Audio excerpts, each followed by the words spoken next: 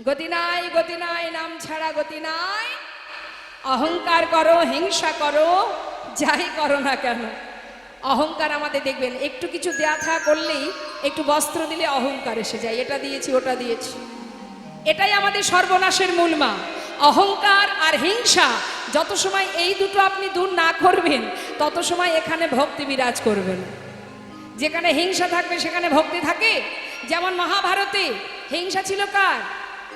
দুর্যোধনে, যার কারণে সেখানে গোবিন্দ থাকতেন না, থাকতেন কার কাছে?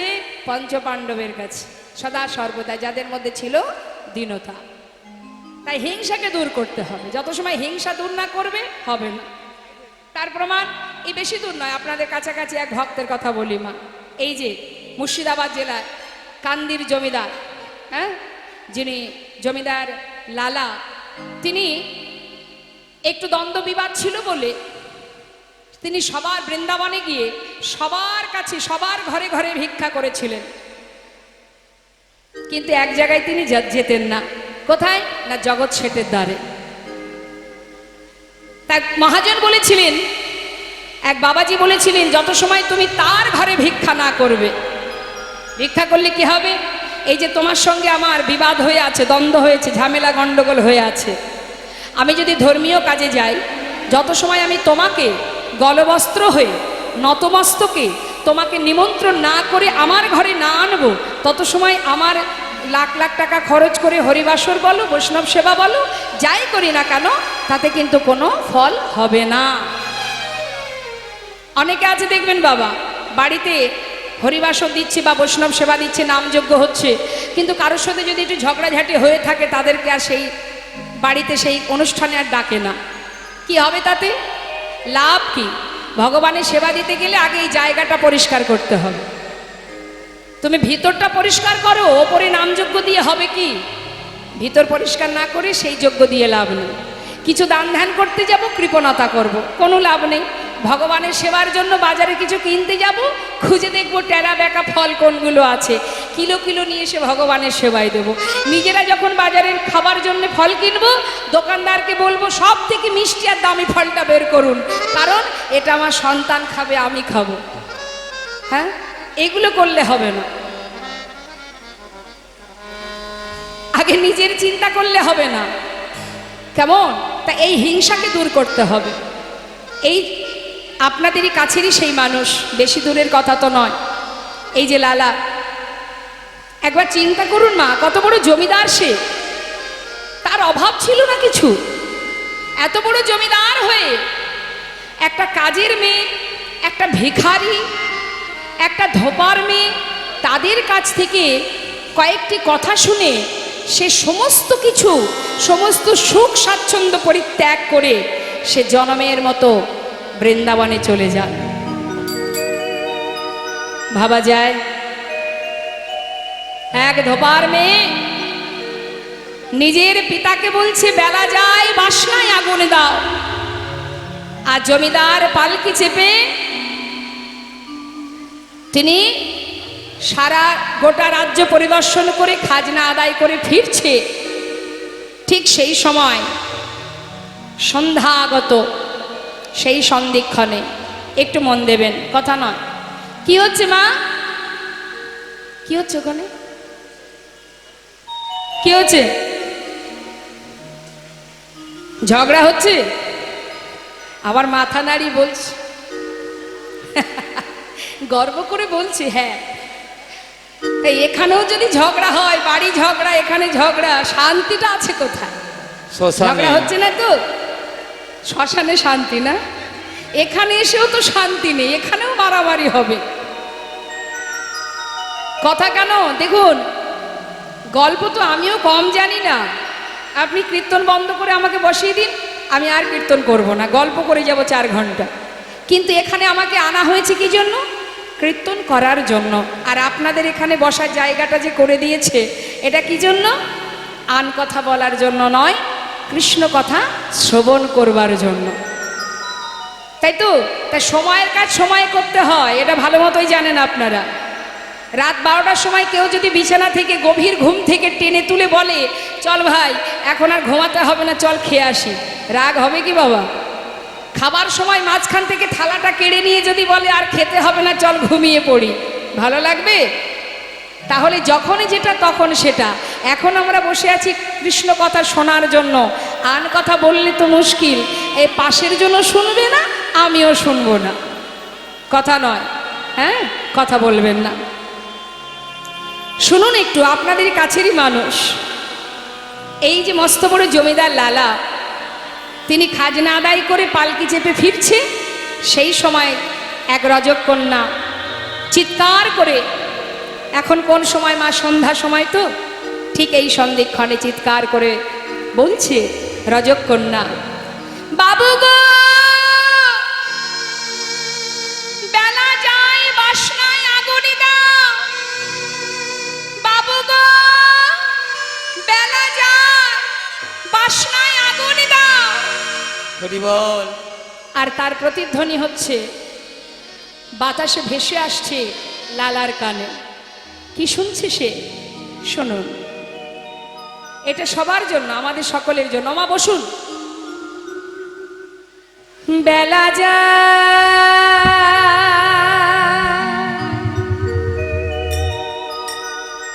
বেলা যায়,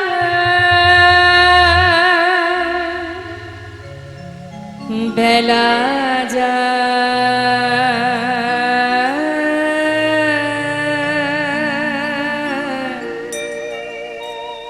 বেলা যায়, বেলা যাই যাই যাই,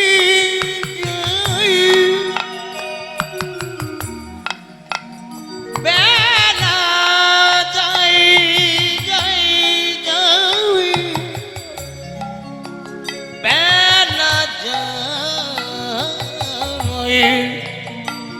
বেলা যাই, বেলা যাই, বেলা যায়,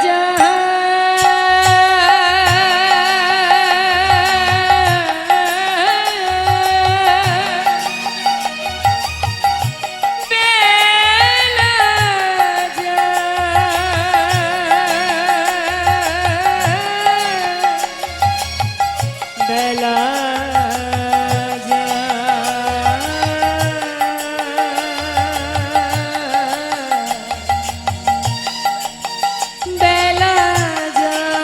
বেলা বেলা যায়, বেলা যায়, বেলা যায়, বেলা গেল,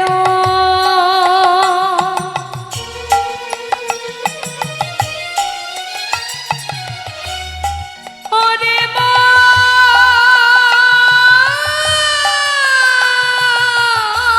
রে,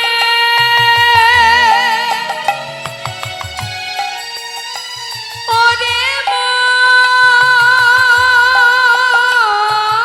মন রে, আমাদের গনাদে ফুরিয়ে গেল, নানা সময় নাই, একবার ভজ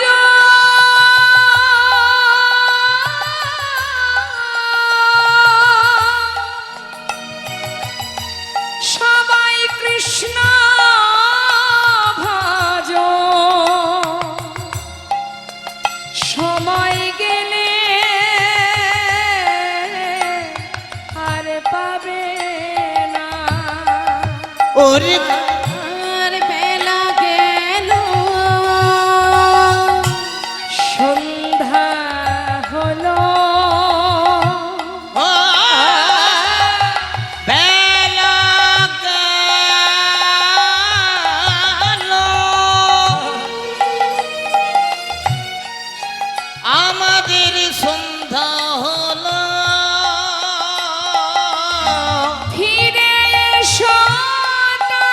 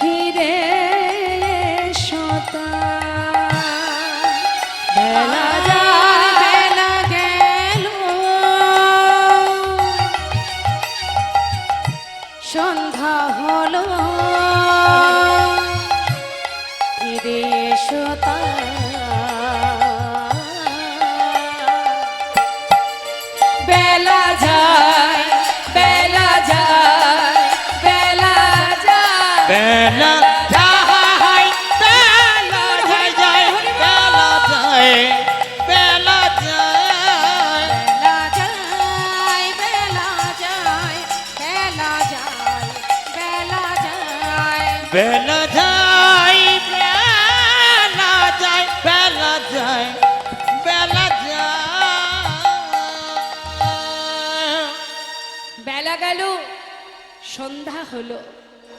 এবার ফিরে এসো সকলে। ধেনুবৎস ফিরে এলো। আর কারা ফিরে এলো? যেখানে যে ধেনুবৎসের সঙ্গে সমস্ত সখাগণ ছিল। মহাজন পদাবলিতে বললেন, দেখো দেখো আহাই অনুসারে বেনুরব, আহা বুঝিয়া রাখালো সবার অনুসার বেনুরব বুঝিয়ারা ভালো সব। আহাই আসিয়া মিলাল নিজ সুখে, দেখো আসিয়া মিলালো নিজ সুখে। ওই না আসিয়া মিলানা নিজ নিজ সুখে,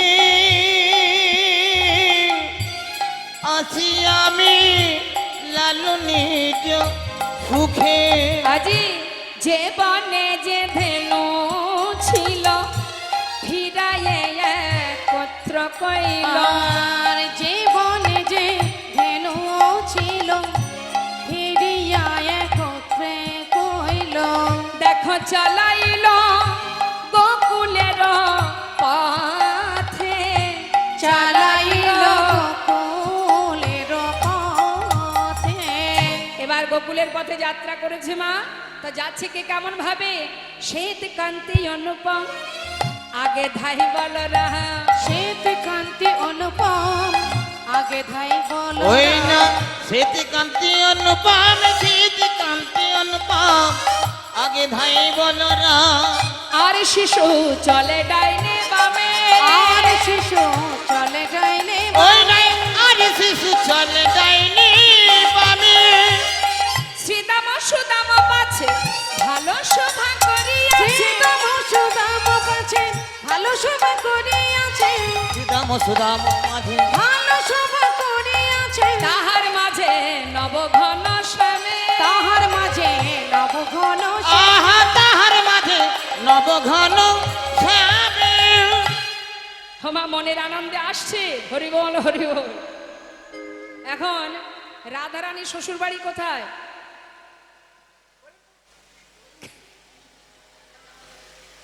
রাধারানী শ্বশুর বাড়ি কোথায়? হ্যাঁ, বৃন্দাবনে। জায়গার নামটা কি?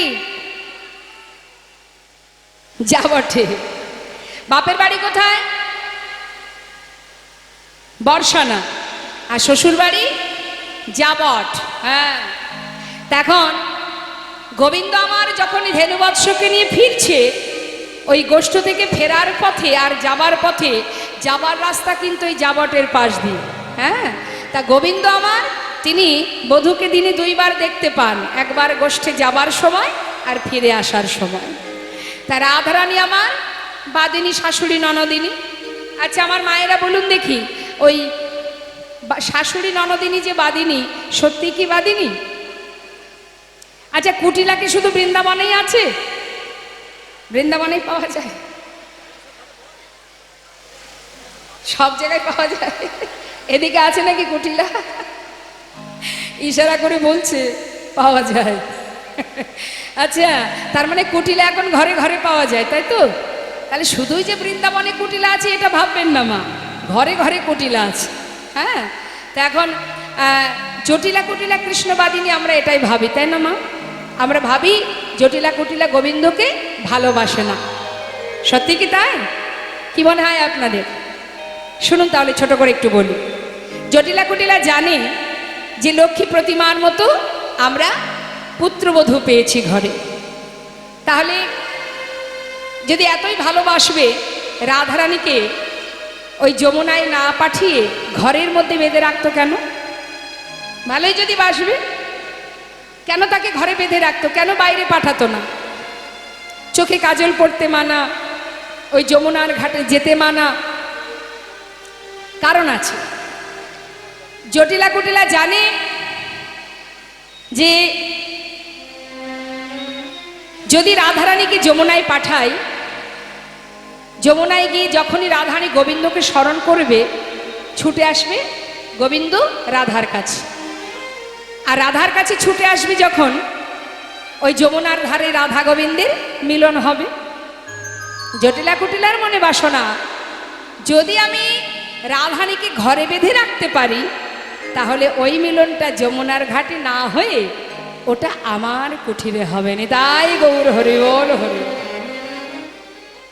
এখন হয়তো আপনারা বলতে পারেন ঘরে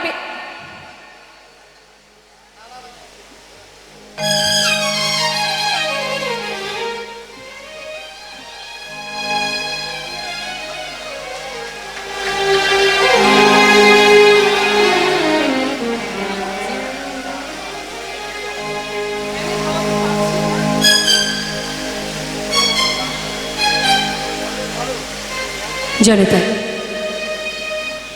তা জটিলা কুটিলা জানে যে রাধারানীকে ঘরে বেঁধে রাখলে সেই মিলনটা আমার ঘরে হবে।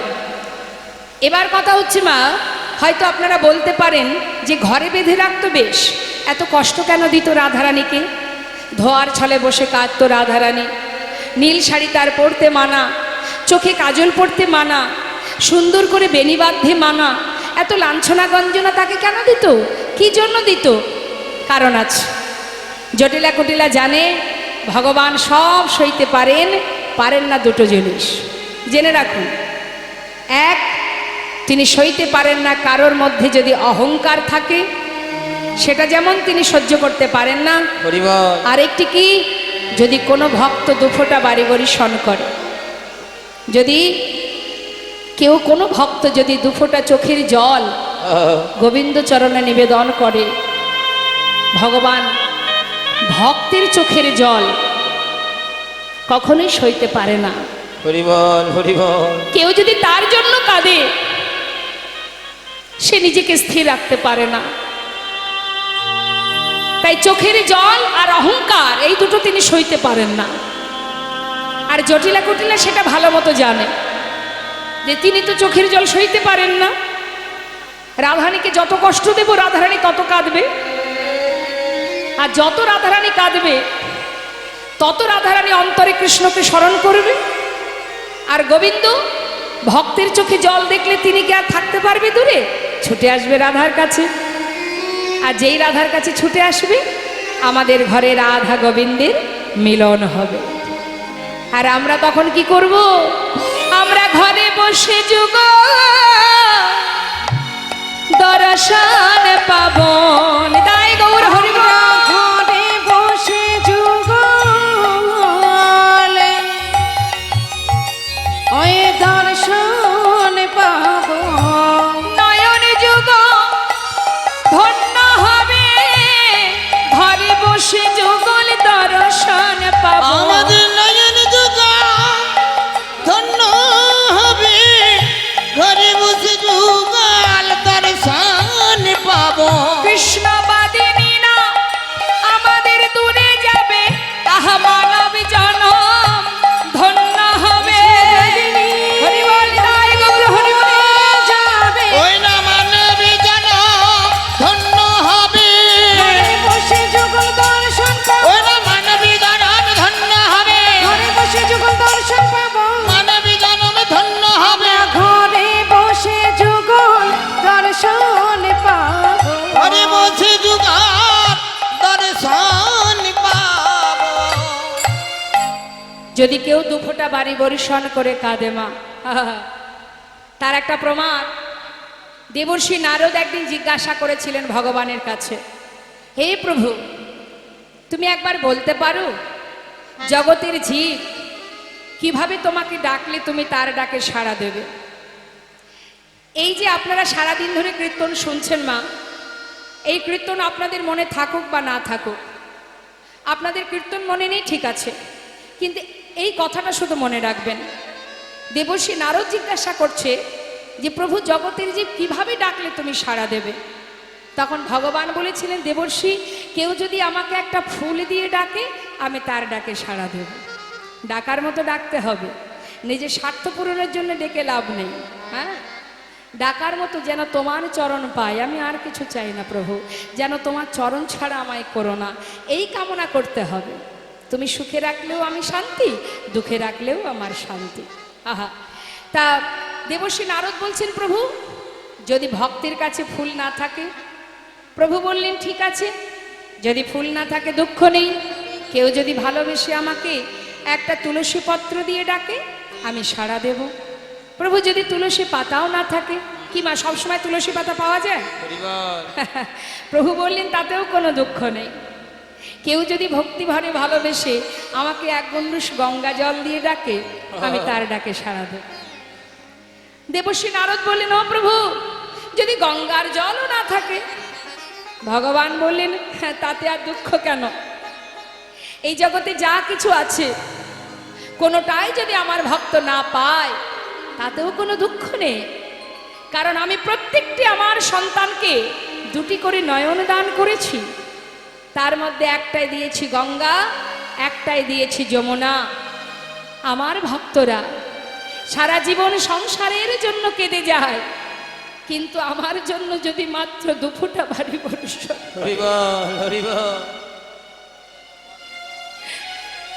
যদি দুফোঁটা বাড়ি বর্ষণ করে বলে দয়াময় আমি পাষণ্ড, আমি পতিত, হাজার হাজার অপরাধ করেছি, শুনেছি তুমি নাকি দয়াল করুণাময়, আমার সমস্ত পাপ দূরীভূত করে তোমার রাগা চরণে তুমি আমায় জায়গা দাও। যদি বলতে পারে যেন চরণে ছাড়া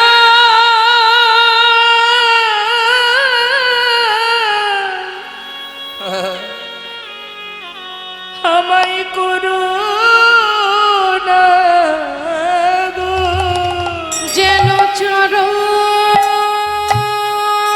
ছাড়া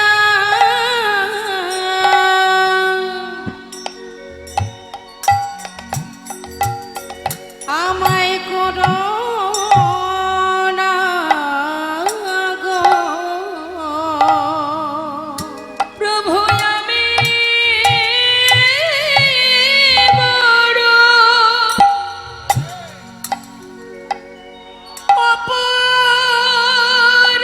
অপরাধী, তোমার চরণে ছাড়া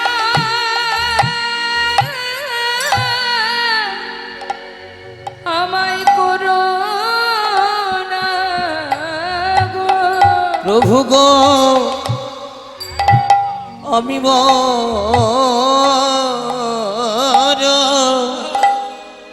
বড়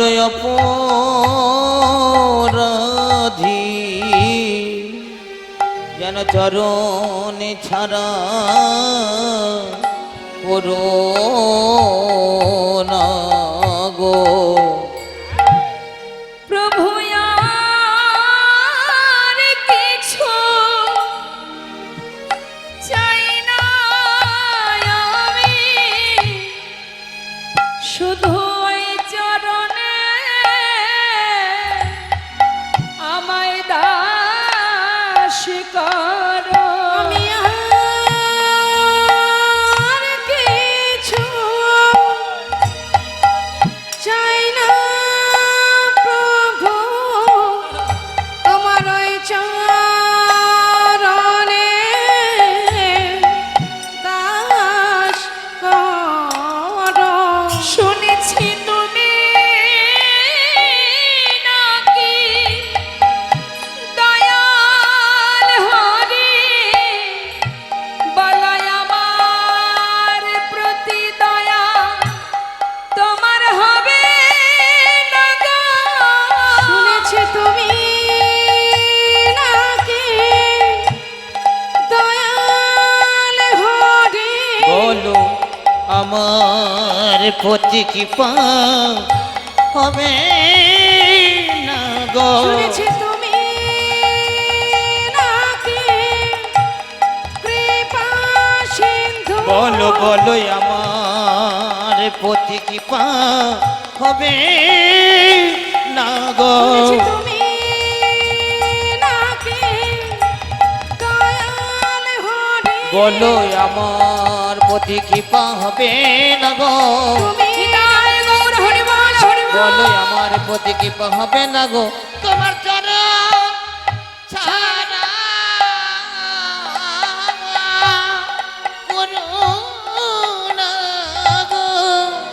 তুমি ভগবানকে যেমনটাই সেবা দেবে তিনি তাতেই খুশি মা, যদি তার মধ্যে ভক্তি থাকে, যদি ভালোবাসা থাকে। যে কিনা রামায়ণে শবরী যে সকলের ঘৃণিতা ছিল, সে বনের ভিতরে একটা ছোট্ট কুটির তৈরি করে বাস করত, আর রামের অপেক্ষায় বসে থেকে প্রতিদিন রামকে কি খাওয়াবে বলে গাছের কুল পেড়ে মুখে দিয়ে দেখতো টক না মিষ্টি, যেটা দেখতো মিষ্টি সেটা গুছিয়ে রাখতো, রাম এলে রামকে দেবে তাই। হরি হরি। আচ্ছা মা, আপনারা আপনাদের বদনের উচ্ছিষ্ট দিতে পারবেন ভগবানকে? পারবেন না। এটাই হচ্ছে ভালোবাসা। আপনি যাকে ভালোবাসেন তাকে আপনার উচ্ছিষ্ট আপনি দিতে পারেন, পারেন তো? যেমন সন্তান, সন্তানের বদনের উচ্ছিষ্ট আপনিও সেবা করেন, আবার নিজের উচ্ছিষ্টটাও সন্তানের বদনে তুলে দেন। হ্যাঁ, কারণ সেটা আপনার ভালোবাসার ধন। ঠিক যদি কেউ এইভাবে ভগবানকে ভালোবাসতে পারে, সে তার উচ্ছিষ্ট ভগবানকে দিতে পারে এবং ভগবান সেই ভক্তের উচ্ছিষ্ট সেবাও করে। তার প্রমাণ এই শবরী। এটুকুন প্রভু রামচন্দ্রের জন্য গুছিয়ে রেখেছে। মা সীতাকে উদ্ধার করার পথে যখন সেই শবরীর কুঠিরে গিয়েছিলেন, শবরী ফুলের পাপড়ি ছিঁড়ে ছিঁড়ে সুন্দর করে পথের উপরে সাজিয়ে রাখতো। কেন? রাম আসবে যদি তার পায়ে ব্যথা লাগে। আহা, কি ভালোবাসা দেখুন, কতটা ভালোবাসা দেখুন। তা আপনি ভালোবেসে যদি আপনার উচ্ছিষ্টও দেন, ভগবান সেটাই সেবা করবে যদি দেওয়ার মতো দিতে পারেন, ভালোবাসতে পারেন। তার একটা সুন্দর দৃষ্টান্ত দিই বাবা, শুনুন। বেশি দূরের কথা নয়, আপনাদের আমাদের সকলেরই কাছে মা শ্রীখণ্ড নিবাসী মুকুন্দ দাসের একমাত্র পুত্র, যার বয়স ছিল মাত্র 12 বছর। এই মুকুন্দ দাস বড় কবিরাজ ছিলেন মা। আপনারা যাবেন, বেশি দূর নয়, এই বর্ধমানে, পূর্ব বর্ধমানে কাটোয়ার কাছে। তার ঘরে ছিল গোপীনাথ বিগ্রহ। প্রতিদিন ওই ছোট্ট ছেলের পিতা মানে মুকুন্দ দাস, তার কবিরাজির হাত এত ভালো ছিল মা, তো তার কাছ থেকে যদি কেউ ঔষধ নিত, মানে ওই পাতালতার জড়িবুটি যেভাবেই তাকে দিত, তাতেই সে রুগী সুস্থ হয়ে যেত। এতটা ভালো কবিরাজি জানতেন। এখন গ্রামে যখন, এখন যেমন অনেক মেডিসিন হয়েছে, আগেকার সময় তো এসব ছিল না, এই বৈদ্য কবিরাজ এদেরকে ডাকতে হতো। তা গ্রামে একজন অসুস্থ হওয়ায় মুকুন্দ দাসের যেতে হবে তাকে সুস্থ করবার জন্য। এখন সেই সময় ঘরে গোপীনাথের সেবা। এখন মুকুন্দ দাস চিন্তা করছে, আমি একা মানুষ, দুই দিকে একসাথে কি করে সামলাবো।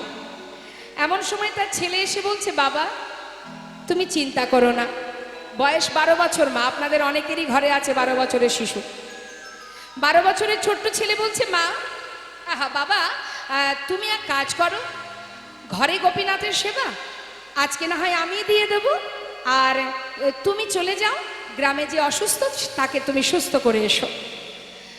বাবা বলছে, হ্যাঁ রে খোকা, ভগবানের সেবা বললেই কি আর সেবা হয় রে? তার সেবার অনেক নিয়মাবলী আছে, তুই তো অত শত বুঝিস না, ছোট মানুষ। যেই না বলেছে তখন সেই ছোট্ট 12 বছরের ছেলে বলছে, বাবা হয়তো আমি তোমার মতো মন্ত্রতন্ত্র জানি না, কিন্তু বাবা আমি যদি ওকে ভালোবেসে খাওয়াই তাহলে বুঝি ও খাবে না? তার জন্য মন্ত্রের দরকার। আমি তোকে ভালোবাসি, আমি তোকে ভালোবেসে খাওয়াবো। মুকুন্দ দাস মনে মনে চিন্তা করছেন, সত্যি তো, ভগবান সবার থেকে বেশি ভালোবাসে ভক্তি। তা কেউ যদি ভক্তি ভরে তাকে খাওয়ায়, তাহলে তার জন্য মন্ত্রের কি বা প্রয়োজন? ঠিক বলেছে, যাক। আচ্ছা শোন, ঠিকঠাক রান্না করা হয়নি বাবা? তা বলছে, রঘুনন্দন তুই এক কাজ কর, ওই রান্নাঘরে সব কিছু গোছানো আছে, তুই একটু রান্না করে সেবাটা দিয়ে দিস। তবে হ্যাঁ, আমার জন্য প্রসাদ রাখিস। চললাম গ্রামের কাজে, আমি ফিরে এসে প্রসাদ পাবো। ঠিক আছে বাবা, চলে যাও। মুকুন্দ দাস চলে গেল গ্রামের কাজে। আর ছোট্ট 12 বছরের ছেলে জীবনে কোনোদিন নিজে হাতে রন্ধনও করেনি, গোপীনাথের সেবার দায়িত্বও কোনোদিন পড়েনি। আজকে বাবাকে কথা দিয়েছে বলে তাড়াতাড়ি করে রন্ধনশালায় গিয়ে এবার দেখছে মা সব কিছু গোছানো সাজানো, কিন্তু রান্না হয়নি। কি করবে? নানাবিধ ব্যঞ্জন সব এক পাত্রে ঢেলে দিয়ে কোনো রকমে জাল ধরিয়ে দিয়েছে। সে ভালো রান্না হয়েছে কি না হয়েছে, সিদ্ধ কি কাঁচা, সেদিকে কোনো লক্ষ্য নেই। কোনো রকমে রন্ধন করে পাত্রে ঢেলে নিয়েছে। ঢেলে নিয়ে এবার থালা ধরে নিয়ে যাচ্ছে কোথায়? গোপীনাথ মন্দিরে। মন্দিরের ভিতরে নিয়ে গিয়ে থালাটা সামনে রেখেছে, পাত্রটা রেখে ডাকছে, ও গোপীনাথ, গোপীনাথ, জানো তো আজ বাবা আসেনি।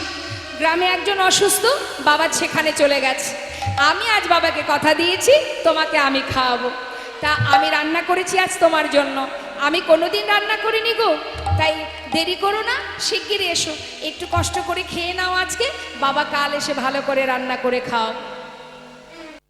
আচ্ছা, সে কি জানে বাবা, আমি যেমন আমার পিতার সন্তান, ও আমার পিতার সন্তান।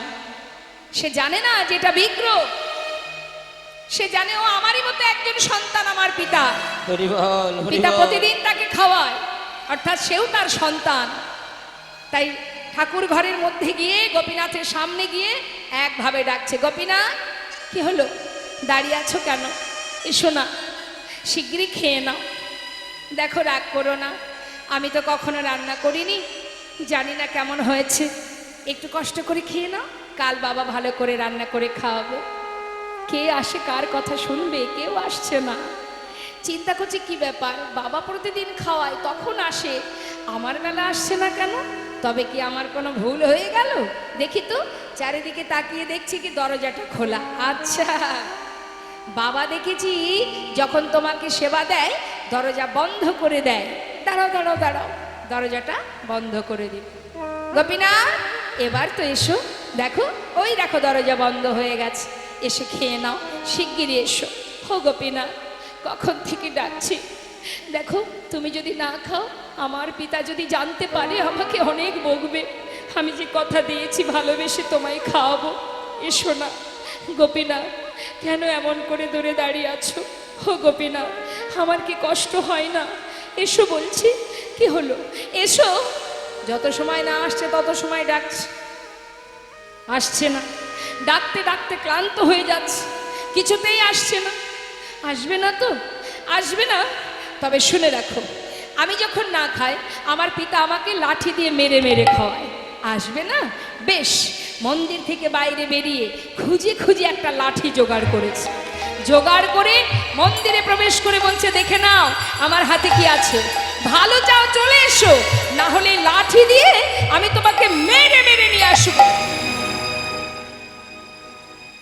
বলুন মা, আর কি করে থাকবে ভগবান? আর পাথরের মধ্যে থাকবে কি করে? ভক্ত লাঠি এনেছে, ভালো চাও চলে এসো, নাইলে লাঠি দিয়ে মেরে মেরে খাও। হরি বল, হরি বল। প্রভু আমার বিগ্রহ থেকে সচল মূর্তি ধারণ করে ধীরে ধীরে পাতা আসনে এসে বসেছে। যেই না বসেছে, মনে মনে রঘুনন্দন ভাবছে, দেখেছো, লাঠির ভয় দেখিয়েছি আর ভয় পেয়ে চলে এসেছে। খেয়ে নাও, আমি রান্না করেছি, কোনোদিন করিনি, একটু কষ্ট করে খেয়ে নাও, বাবা কাল এসে ভালো করে খাওয়াবে। মুখে দিয়েছেন গোবিন্দ। গোপীনাথ জিজ্ঞাসা করছে, কেমন হয়েছে?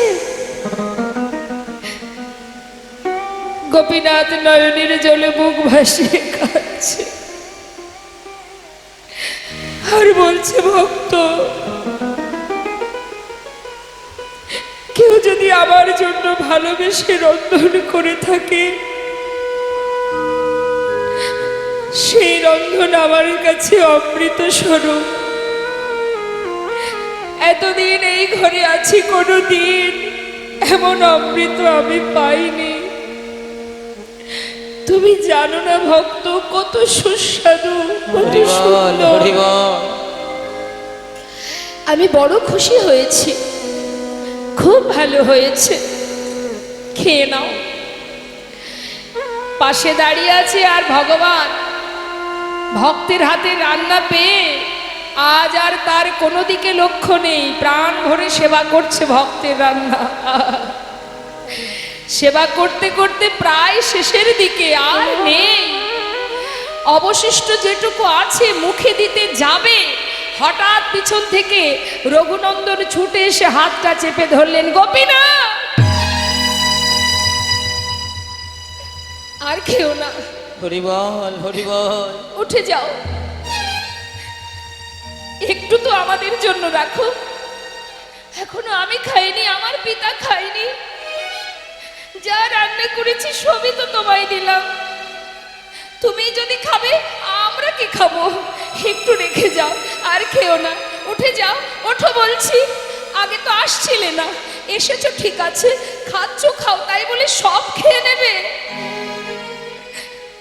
ভগবান বলছে, আহ, সেই তো বকে বকে মেরে মেরে নিয়ে এলে, আবার তাড়িয়ে দিচ্ছ? দেব না? আমাদের কথা একটু ভাবো। কি জানো তো ভক্ত, আজ না এত ভালো রান্না হয়েছে, আজ আর আমার কারোর কথা মনে ছিল না। আচ্ছা বেশ, বেশি তো নেই, শোনো, এই আমার হাতে যেটুকু আছে এটুকু তোমার জন্য রেখে দিলাম, এটা তুমি খেয়ে নিও।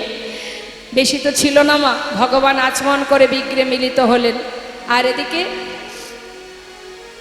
যেটুকু ছিল সেটুকু ভগবান, আহা, ভক্ত মানে রঘুনন্দন সেবা করলেন। সেবা করে পাত্রটা ধুয়ে তুলে রেখেছে বাবা। ঠিক সময় মতো মুকুন্দ দাস গ্রামের কাজ সেরে ঘরে ফিরেছে। ঘরে ফিরে ডাকছে, রঘুনন্দন বাবা। কিরে, সেবা দিয়েছিস? হ্যাঁ হ্যাঁ, তোমার চিন্তা করতে হবে না, যাক, এই তো আমার ছেলে বড় হয়ে গেছে, আমার আর চিন্তা নেই। হ্যাঁ রে বাবা, জানিস সারাদিন কিচ্ছু জোটেনি, আমার প্রচণ্ড খিদে, আমি আর পারছি না সহ্য করতে, দে একটু প্রসাদ দে, শিগগিরই প্রসাদ দে। বাবা জানো তো, আজ কিন্তু আর প্রসাদ নেই। কেন? কোনো ভক্ত এসেছিল নাকি বাড়িতে? না গো না, কেউ আসেনি। তাহলে প্রসাদ কি হলো? কি আর হবে, সবই ওই গোপীনাথ খেয়ে নিচ্ছিল। ভাগ্যিস আমি হাতটা ধরেছিলাম, আমার জন্য একটু রেখেছিল, সেটুকু তো আমি খেয়ে নিয়েছি। মুকুন্দ দাস মনে মনে ভাবছে, এটা কি করে সম্ভব? প্রতিদিনে আমি তাকে সেবা দিই, কোনোদিন সে সেবা করে না। আজ আমি ঘরে নেই আর আমার আজই গোপীনাথ সেবা করেছে, এটা হতে পারে না? না না, সে কি করে সেবা করবে? সে তো পাথরের বিগ্রহ।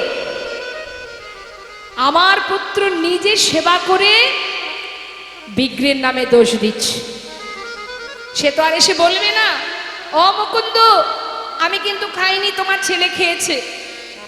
বলবে কি করে? সে তো পাথর, সে তো কথাও বলে না, সে তো চলতেও পারে না। জেনে রাখবেন মা, যার যেমন ভাব তার ঠিক তেমনই লাভ। মনের সন্দেহ মনে থেকেই গেল। ছেলেকে পরের দিন পরীক্ষা করার জন্য আবার তিনি ডাকলেন, রঘুনন্দন বলো বাবা। জানিস বাবা, গ্রামের সেই ব্যক্তিটাকে আজও যেতে হবে সুস্থ করতে, আমার এখনো কাজ শেষ হয়নি। তাই বাবা, তুই তো ভালো সেবা দিতে শিখেছিস, তা একটা কাজ কর, আজ আর তোকে রান্না করতে হবে না। গোপীনাথ তো নাড়ু খেতে ভালোবাসে, আমি ওর জন্য নাড়ু করে রেখেছি, তুই সময় মতো নাড়ুটা ভোগ দিয়ে দিস। ঠিক আছে বাবা, চিন্তা করতে হবে না, চলে যাও। কিন্তু মুকুন্দ দাস কি আদৌ কোথাও গেছে মা? কোনো কাজে যায়নি। ছেলেকে পরীক্ষা করার জন্য ওই মন্দিরের পিছন দিকে গিয়ে দেয়ালে কান পেতে আছে। কেন না, আমার ছেলে যখন মন্দিরে ভোগ নিবেদন করতে যাবে তখন আমি শুনবো আমার পুত্র ছাড়া আর কেউ ওই মন্দিরে প্রবেশ করে কিনা। কান পেতে আছে। আর এদিকে ছোট্ট ছেলে 12 বছরের শিশু রঘুনন্দন বাবার কথা মতো নাড়ু পাত্রে সাজিয়ে নিয়ে মন্দিরে ঢুকেছে। মন্দিরে ঢুকে ডাকছে, গোপীনাথ, ও গোপীনাথ, চিনতে পারছো আমায়? কাল যে এসেছিলাম, জানো আমার পিতার আজ যেতে হয়েছে গ্রামে, তাই বাবা বলল তুমি নাকি নাড়ু খেতে ভালোবাসো, তাই আজ তোমার জন্য নাড়ু এনেছি, শিগগিরই এসো, নাড়ু খেয়ে নাও, তাড়াতাড়ি এসো, আজ কিন্তু আর ডাকতে পারবো না। ভগবান মনে মনে বললেন, ভক্ত, কেউ যদি আমাকে ডাকার মতো একবার ডাকতে পারে, আর সেই ডাক যদি আমার কর্ণে একবার এসে পৌঁছায়, ভক্ত যদিও কোনোদিন আমায় ভুলে যায়, হরি বল, আমি কোনোদিন সেই ভক্তকে আর ভুলি না।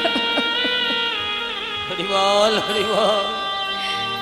আর ডাকতে হবে না, আমি এসে গেছি। পাতা আসনে বসেছি। নাড়ু করেছো? আমি করিনি, আমার পিতা করেছে গো। ও তাই বুঝি? মনে মনে ভাবছে বাবাই করুক, আর যেই করুক, আমার ভক্তের হাতের ছোঁয়া তো এতে লেগে আছে, আমি তাতেই খুশি। বিলম্ব না করে একটা নাড়ু মুখে দিয়েছি। পাশে দাঁড়িয়ে রঘুনন্দন মনে মনে চিন্তা করছে, কালকের মতো দাঁড়িয়ে থাকবো আর তুমি একটা একটা করে সব যদি খেয়ে নাও, আজ আর তা হতে দেব না। আজ তুমিও যেমন খাবে, আমিও আমার ভাগেরটা খাবো, এই ভেবে সেও গিয়ে ওই থালা থেকে একটা নাড়ু তুলে নিয়েছে। তুলে নিয়ে মুখে দিয়েছে। বাবা অর্ধেকটা খেয়েছে। যেই না ভালো লেগেছে, সুস্বাদু, এত স্বাদ লেগেছে, আর অর্ধেক এঁঠো নাড়ুটা নিয়ে গোপীনাথের মুখের কাছে ধরেছে। হরি বল, হরি বল। গোপীনাথ, খেয়ে দেখো, হ্যাঁ আমার বাবা করেছে, কত সুন্দর, কত সুস্বাদু, খেয়ে দেখো। ভগবান চোখের জল আর স্থির রাখতে পারছেন না। মনে মনে ভাবছে, ভক্ত, হে কেমন ভালোবাসা তোমার, নিজের বদনের উচ্ছিষ্ট তুমি আমার বদনে তুলে দিচ্ছ। হরি বল, হরি বল। এর জন্য তোমার এতটুকু দ্বিধা হচ্ছে না। এ কি ভালোবাসা, পবিত্র ভালোবাসা। ভক্ত রঘুনন্দন বলছে, গোপীনাথ তুমি কাঁদছো? আমার এঁঠো তোমায় দিয়েছে তাই। জানো তো, আমার ভালো লেগেছে বলেই তোমায় দিচ্ছিলাম। ঠিক আছে, আর দেব না, কেঁদো না। ভগবান বলে, না না, আমি সেজন্য কাঁদছি না ভক্ত। জানো তো আমি কাঁদছি কেন? এই যে তুমি তোমার এঁঠোটা আমার মুখে দিচ্ছ, আচ্ছা আমি কি আমার এই প্রসাদী নাড়ুটা আমি তোমাকে খাওয়াতে পারি? হ্যাঁ, তাহলে তুমি আমাকে খাইয়ে দাও, আমি তোমাকে খাইয়ে দিই। ভগবান তার প্রসাদী নাড়ু দিচ্ছেন ভক্তের বদনে তুলে, আর ভক্ত তার এঁঠো নাড়ু দিচ্ছে ভগবানের বদনে। ভক্ত ভগবানের মধুর মিলন, মধুর হরি বল, হরি বল, হরি বল। এদিকে মুকুন্দ দাস দেয়ালের আড়ালে দাঁড়িয়ে মনে মনে ভাবছি, কে গো, কে তুমি? কার কণ্ঠ শোনা যায়? ছুটতে ছুটতে এসে মুষ্টা আঘাতে দরজা খোলা মাত্রই ভগবান তার আগেই অর্ধনাড়ু হাতে করে নিয়ে বিগ্রেগে মিলিত হয়ে গেল।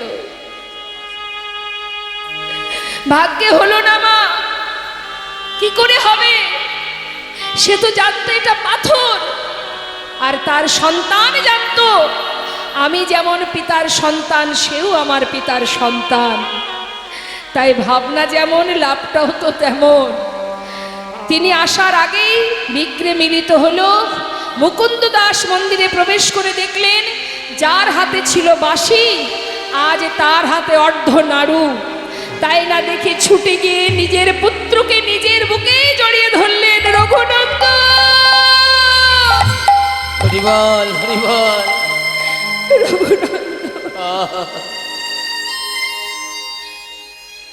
আমার বুকে আয় বাবা, এমন সুসন্তান পেয়েছি আমি।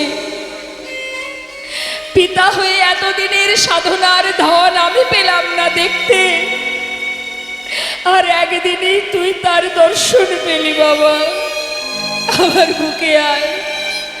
সারা জীবনের সেবা সব যে আমার অযোগ্য হয়ে গেল। আয়, তোর মতো সন্তানকে বুকে জড়িয়ে ধরি, জড়িয়ে ধরে এতদিনের অযোগ্য দেহ আমি যোগ্য করি।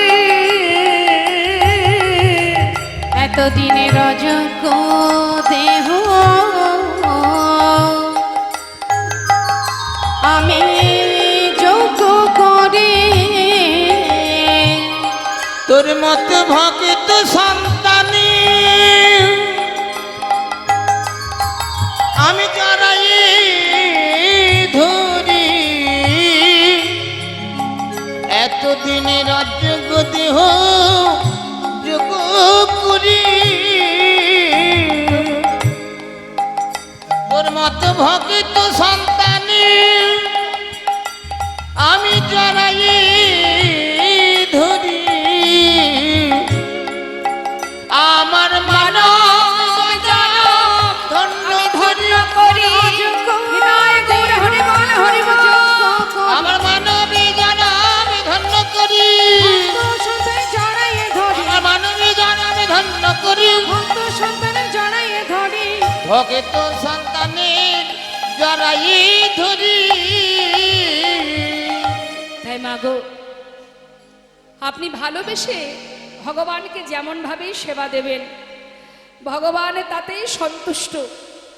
ভালোবাসতে জানতে হয়, এখান থেকে ভালোবাসতে হবে, উপরে ভালোবাসলে হবে না, অন্তর থেকে ভালোবাসতে হবে। আর জটিলা কুটিলা অন্তর থেকেই ভালোবাসতেন, শুধু রাধারানীকে বেঁধে রাখতেন ঘরের মধ্যে যুগল দর্শন পাওয়ার আশায়।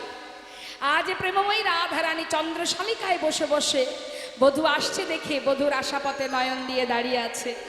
আর এদিকে গোবিন্দ আমার সিংহাবেনু বাজাতে বাজাতে যখন আসছে, মহাজন বললেন দেখো দেখো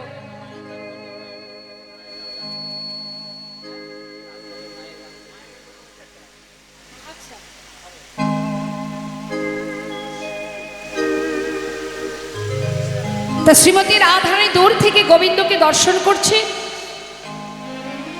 মহাজন বললেন দেখো দেখো ওই দেখো, আজ আমার রাধারানী প্রাণবধূকে দর্শন করে সঙ্গে আছে কে বলাই দাদা, মুখে কিছু বলতে পারছে না। তাই রাধারানী বধূকে দর্শন করে জাবটের পাশ দিয়ে যখন যাচ্ছেন গোবিন্দ, রাধারানী দূর থেকে ডাকছে আর বলছে বধূ, ও গো বধূ এসো এসো আমার ঘরে, ওই না বেশে আয়সা তুমি দাঁড়ায়ে রয়েছি আমি। বধূ হে ওই না বেশে আইস তুমি দাঁড়াইয়ে রয়েছি আমি। বধূ তুয়া লাগে চাই চারি পানে, তুয়া লাগি চাই চারি পানে, রবি যখন বৈশে পাটে বধূ মুই গেনু যমুনার ঘাটে। আর রবি যখন বৈশে পাঠে মই গেল যমুনার ঘাটে। তোয়া লাগে চাই চারি পানে, তোয়া লাগে চাই চারি পানে। বধূ হে তোমার লাগে চাই চারি পানে, বধূ হে আজ তোহা লাগে চাই চারি পানে। ব্রজের রাখালো যত সবই চলে যাও তো, আর ব্রজে রাখালো যত সবই চলে যাও তো। আজ তুমি সবার পাছে কেনে বধূ, আজ তুমি সবার পাছে কেনে। আজও তো পাছে কেনে আজ তুমি সবার পাছে কেনে চঞ্চল ধবলি সনে কত না হেঁটেছ বলে। ওই না চঞ্চলি ঘা বলি সাথে আজ কত না হেঁটেছ পথে। চাঁদ মুখ গেছে শুকাইয়া তোমার চাঁদে মুখ গেছে শুকাইয়া বধূ বধূ গো, যাবার ঘরে ফেরার আগে একবার আমার মন্দিরে এসো। এসো বধূ, আমার মন্দিরে যাইয়া কর্পূর তাম্বুল খাইয়া।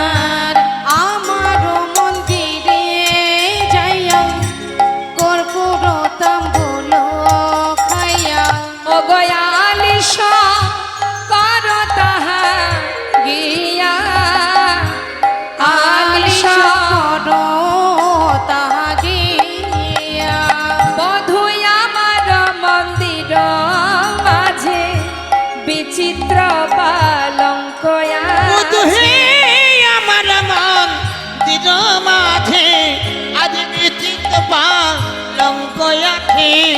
ও গয় আশেপাশে রসের বালিশ বধূ আশেপাশে আশেপাশে রসের বালি তাহাতে সতিবে তুমি চরণ সে বিবয়া। ওই না তাহাতে সুতিবে তুমি আজ চরণ সে দিব আমি। ওগো দূরে যাবে বনের আলি বধূ দূরে যাবে বনের আলি। বধূ বসে আছি গো বসে আছি গা বসে আছি বধূ গো হে বসে আছি গা। আশা পথে নয়ন দিয়ে বসে আছি গো আশা পথে নয়ন দিয়ে বসে আছে গো আশা পথে নয়ন দিয়ে বসে আছি গো আশা পথে নয়ন দিয়ে হে আমার পরার বধূ আশা পথে নয়ন দিয়ে ওই হে আমার পরাণ বধূ আশা পথে নয়ন দিয়ে ওই হে আমার পরাণ বধূ। আশা পথে নয়ন দিয়ে বসে আছি গো ওই না দূরে যাবে বনের আলি আজ দূরে যাবে বনের আলি। শ্রীমতী রাধানি কথা শুনে গোবিন্দ বলে, রাধে এখন আর সময় নাই, ধেনু বৎস সবাই ফিরে যায়, এখন আমি যাই, দেখা হবে তোমার সঙ্গে কোথায় অভিসারে গিয়ে তোমার সঙ্গে আমার দেখা হবে। তাই বলছে, শোনো শোনো রাধে, এখন আমি যাই ঘরে মায়ে যে আরতি করে। ওই না এখন আমি যাই ঘরে আজ মায়েতে আরতি করে। সখা সব করিল পয়ান সখা সব করিল পয়ান আর শাখা সব করল পয়ান গো শাখা সব করল পয়ান কহে দাসী যদুনা পুরাও মনের শান। ওই না কহে জাদু না তো দা আজ ফুরাব মনের রসা। অগ কহে দাসী যদুনা পুরাও মনের শান। অগ পাছে তুমি করহ পয়ান গো আজ পাছে তুমি করহ পায়া পাছে তুমি করহ পায়ান গা। পাছে তুমি করো পয়ান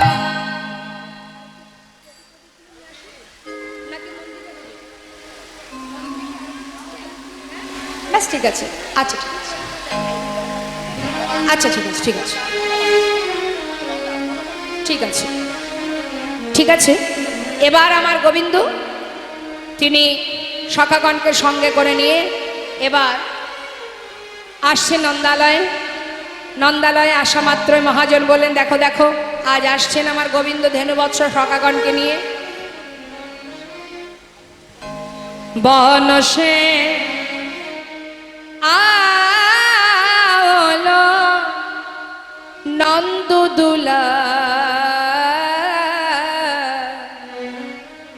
ঘরে এলো নন্দদুলা। বনসে আলো নন্দদুলা ঘরে এলো নন্দদুলা। গোধেনু ধূসর শ্যাম কলেবর, গোধেনু ধূসর শ্যাম কলেবর, আজানুলম বিত বনমাল, আজানুলম বিত বনমাল, আজানুলম্বিত বনমাল। আজ আমার গোবিন্দ সখাগণকে নিয়ে বনমাঝে এলো। মহাজন বললেন, দেখো দেখো আহা, বন হতে ঘরে ফিরেছেন গোবিন্দ। ফেরা মাত্রই মা আমার গোপালকে কোলে পেয়ে এবার গোপালকে আরতি করছেন। সবাই দর্শন করুন।